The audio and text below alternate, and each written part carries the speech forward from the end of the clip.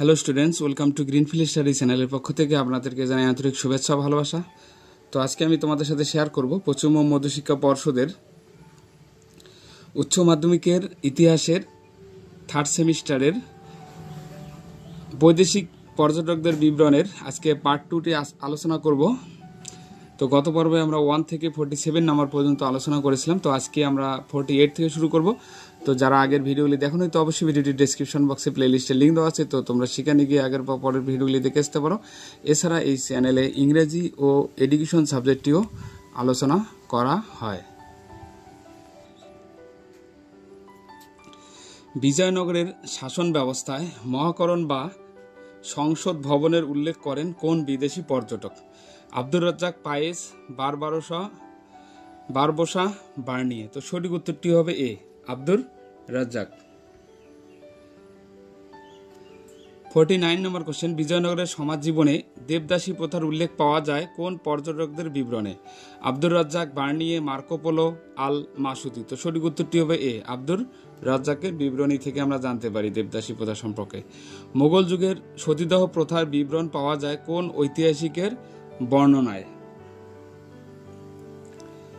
Abdur Razzaq, Bernier, Marco Polo, Tavernier. তো সঠিক উত্তরটি হবে বি, বার্নিয়ের রচনায় আমরা মোগল ঐতিহাসিকদের বা মোগল যুগে আর কি সতীদাহ প্রথার বিবরণ জানতে পারি। ঐতিহাসিক আব্দুর রাজ্জাকের মতে বিজয়নগর শহরটি কয়টি প্রাচীর দ্বারা সুরক্ষিত ছিল? এখানে 5টি, 6টি, 7টি দেওয়া আছে, 8টিও দেওয়া আছে। তো সঠিক উত্তরটি হবে সি, 7টি প্রাচীর দ্বারা সুরক্ষিত ছিল। এরপরে বার্নিয়ে ড্যাশ এর অধীনে চিকিৎসকের চাকরি গ্রহণ করেন? তো আকবর, জাহাঙ্গীর, শাহজাহান, ঔরঙ্গজেব। তো সঠিক উত্তরটি হবে ডি, ঔরঙ্গজেবের অধীনে বার্নিয়ে চিকিৎসকের চাকরি গ্রহণ করেছিলেন। 53 নম্বর, বার্নিয়ে লিখেছেন যে দেশের সমস্ত জমির মালিক ছিলেন সম্রাট, মনসবদার, জাগিরদার, কৃষক, সমাজ।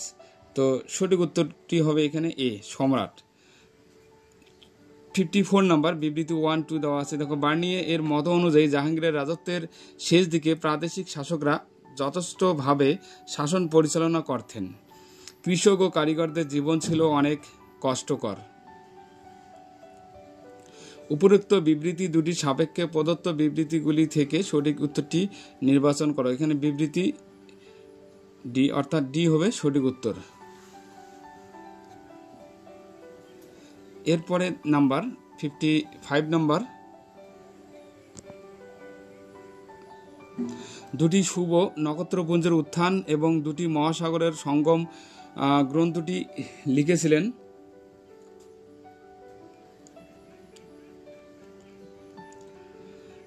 আল Masudi, Abdur Razzaq, Alberuni, Marco Polo. তো সঠিক উত্তরটি হবে B, Abdur Razzaq. Marco Polo দক্ষিণ ভারতের কোন রাজ্যকে বিশ্বের সবচেয়ে ধনী প্রদেশ বলে উল্লেখ করেছেন? পাণ্ড রাজ্যকে সবথেকে ধনী প্রদেশ বলে উল্লেখ করেছিলেন। বিদেশি পর্যটক বার্নিয়ে ভারতীয় কৃষি ও কৃষকের করুণ অবস্থার জন্য দায়ী করেছেন সমস্ত জমির উপর রাষ্ট্রের নিয়ন্ত্রণকে। বিদেশি পর্যটক আব্দুর রাজ্জাকের বিবরণীতে নারীদের সামাজিক অবস্থান কেমন ছিল?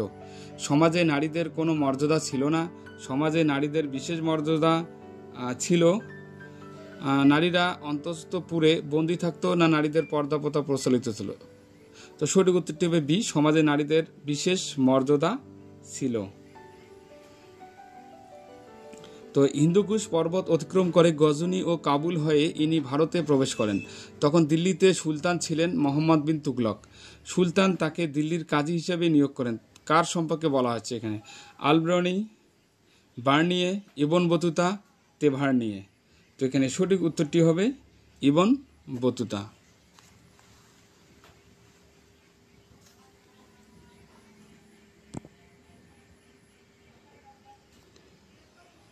ইবন বতুতা বাংলাদেশে কোন সুলতানের আমলে এসেছিলেন?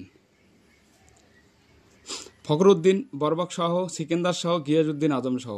তো ইবন বতুতা বাংলাদেশে এসেছিলেন ফখরুদ্দিন সুলতানের আমলে। ইবন বতুতা কত বছর দিল্লির কাজীর পদে নিযুক্ত ছিলেন? তো 5 বছর, 6 বছর, 7 বছর, 10 বছর। তো সঠিক উত্তরটি হবে 7 বছর তিনি দিল্লির কাজীর পদে নিযুক্ত ছিলেন। বিবৃতি দেখো এবার। ইবন বতুতা বাংলাকে বুলকাপুর বা ধন সম্পদের পরিপূর্ণ জাহান্নাম বলে অভিহিত করেছেন। ইবন বতুতার পুরো নাম ছিল Abu Abdullah Mohammad Ibn Battuta. Ibn Battuta 1346 খ্রিস্টাব্দে বাংলা সফরে এসেছিলেন। দ্য রিহালা গ্রন্থের আনুষ্ঠানিক শিরোনাম হল A masterpiece to those who contemplate the wonders of cities and the marvels of travelling. তো উপরিক্ত বিবৃতিগুলি সাপেক্ষে নিম্নলিখিত বিকল্পগুলি থেকে সঠিক উত্তরটি নির্বাচন করো। তো এখানে ডি হবে সঠিক উত্তর। 1 সত্য, 2 সত্য, 3 সত্য, 4 কটাই সত্য হবে এখানে। ওকে, এরপরে দেখো 63 নম্বর। আলবেরনি তার বিখ্যাত গ্রন্থ কিতাব উল হিন্দ রচনা করেন ড্যাশ খ্রিস্টাব্দে।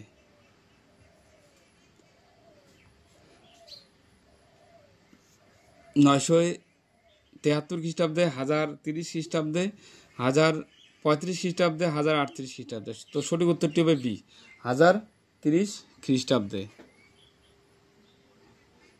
এরপরে কোশ্চেন, আলবেরনি তহকিক ই হিন্দ গ্রন্থটি কোন ভাষায় রচনা করেন? আরবি, ফার্সি, উর্দু, সংস্কৃত। তো সঠিক উত্তরটি হবে এখানে এ, আরবি ভাষায় রচনা করেছিলেন। আলবেরনি তহকিক ই হিন্দ গ্রন্থটি ড্যাশটি অধ্যায়ে বিভক্ত। কটি অধ্যায় বিভক্ত? এখানে 72, 80, 76, 70। তো 80টি অধ্যায় বিভক্ত।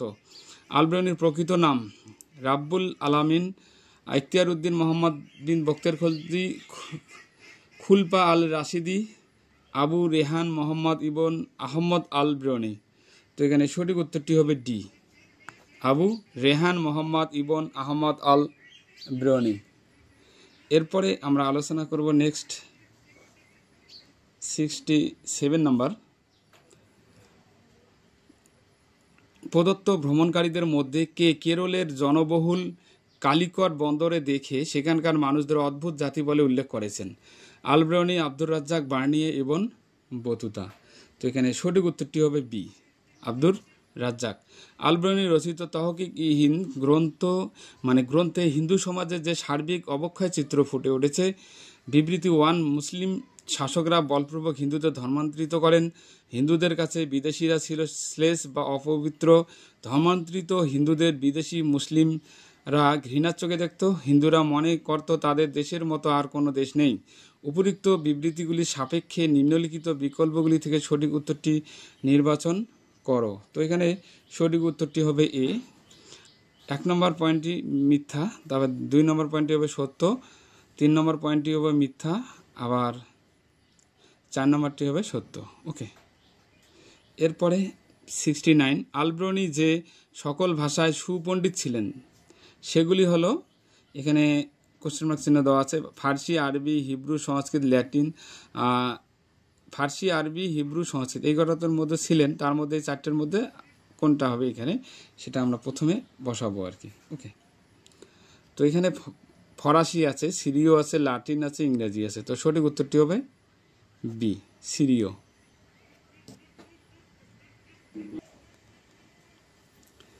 এরপরে 70 নম্বর বিবৃতি এ আর দেওয়া আছে। ইবন বতুতা ভারতে উন্নত কৃষি উৎপাদন প্রত্যক্ষ করেন।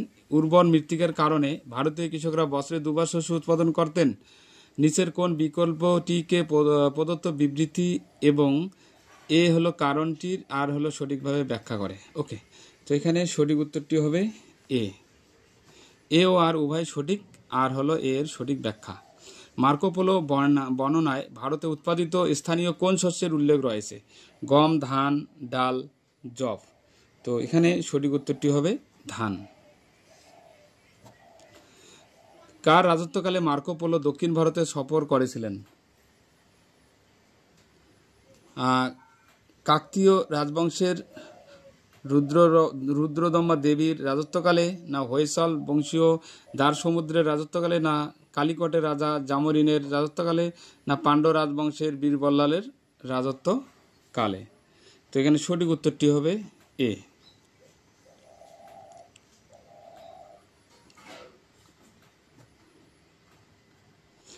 73 নাম্বার, মার্কো পোলোর বর্ণনায় ভারতের জলবায়ু ছিল ড্যাশ প্রকৃতির, মনোরম, শীতল, উষ্ণ সবগুলি। তো এখানে সঠিক উত্তরটি হবে সি, উষ্ণ প্রকৃতি ছিল। ড্যাশ মার্কো পোলো বৃত্তান্ত লিপিবদ্ধ করেছিলেন, রাষ্ট্রটি ছিল ডোমিনিগো, আলবুকার, কলম্বাস।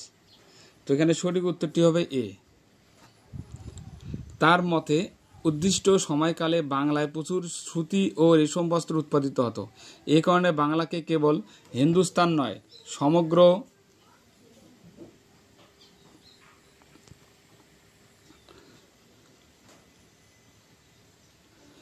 সমস্ত প্রতিবেশী দেশের এমনকি ইউরোপেরও কাপড় চোপড়ের প্রধান আড়ত বলা হতো। তিনি কে? আবুল ফজল বলেছেন, ইবন বতুতা, না বার্নিয়ে, না এডওয়ার্ড টেরি। তো সঠিক উত্তরটি হবে সি, বার্নিয়ে। মার্কো পোলোর মতে মানুষের ড্যাশ হাত শুধুমাত্র অপবিত্র কাজ করে, মানে কাজে ব্যবহৃত হয়। এখানে বলা হচ্ছে যে মার্কো পোলোর মতে মানুষের মানে কোন হাতটি শুধুমাত্র অপবিত্র কাজে ব্যবহৃত হয়, ডান ও বাম অজুহাত। তো এখানে সঠিক উত্তরটি হবে বি, বাম হাত অপবিত্র কাজে ব্যবহৃত হয়। এটি মার্কো পোলোর মত অনুযায়ী। তো বন্ধুরা, তাহলে এই পর্যন্ত আমরা আজকে আলোচনা করলাম বৈদেশিক পর্যটকদের বিবরণে। আজকে আলোচনা করলাম আমরা 48 থেকে 76 পর্যন্ত। টোটাল এখানে কোশ্চেন দেওয়া আছে 1 থেকে 76 পর্যন্ত। এরপরে আমরা ইউনিট 1.2 সাংস্কৃতিক সংমিশ্রণের কোশ্চেনগুলি আলোচনা করব। যারা চ্যানেলটিতে নতুন আছে অবশ্যই চ্যানেলটিকে সাবস্ক্রাইব করবে এবং বন্ধুদের মধ্যে শেয়ার করবে। তো তাহলে আজকে এই পর্যন্ত, সবাই ভালো থাকবে। Please subscribe my channel. আমার ভিডিও দেখার জন্য তোমাদের সবাইকে অসংখ্য ধন্যবাদ।